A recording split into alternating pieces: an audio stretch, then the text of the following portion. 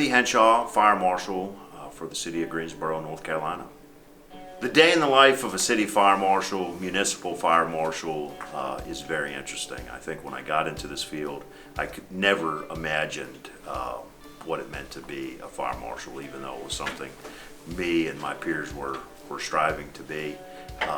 It's a 24/7, 365 job. We have to manage people, policy, and make sure that we're hitting all the milestones. And that has been very demanding of me and my staff, but providing guidance, making sure that we're following the rules. And as a municipal fire marshal, we're all responsible for multiple facets, and that goes from inspections, investigations, community outreach, education. And connecting all of those dots can be very difficult. Many of us have limited staff with a mission that's huge. And when we can't make that mission to do those things, injuries and or deaths could occur. As a fire marshal, someone is always on the clock working for me. So I have staff that works every day of the year, every hour. So even though I take this uniform off and go home, I have a staff member who's working towards our mission, and the place is always on my mind.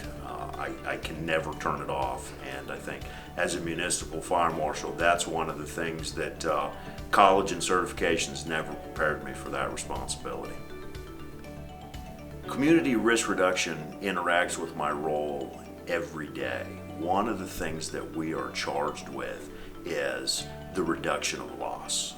Most people think property loss, but that is to include injuries, deaths, things that the fire department responds to. And as the fire marshal in these roles, it's my job maybe not to oversee all the programs, but to provide a guidance and keep it alive. Safety sometimes takes a backseat to profit, and that's true with any organization, and probably even in your personal budget. You don't spend a lot on it. Community risk is all facets. If you can be injured or killed or have a fire in Greensboro, the community risk program that I manage addresses those topics and has strategies to reduce those risks. And so community risk is all around us. Every function that the division does is for community risk reduction. We identified the risks in our community by looking at our data. So when we started addressing community risk reduction, we pulled our data.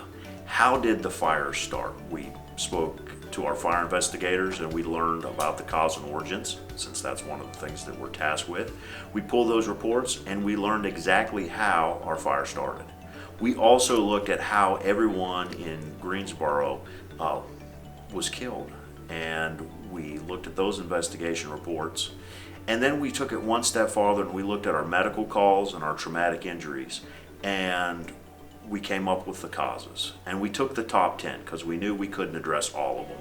In a city, a municipality of this size, there were thousands of calls. We took the top 10 in each of those areas, and we created a program, content, and we monitored them to see if we could affect them through education, through outreach via social media, the news media, press releases, and we're really focusing on that now in the second year to see how can we impact those stats, how can we reduce them. That's the goal of community risk, and that's how we're focusing on it. To give back with Con Ed, there's a couple of different ways a fire official can do that.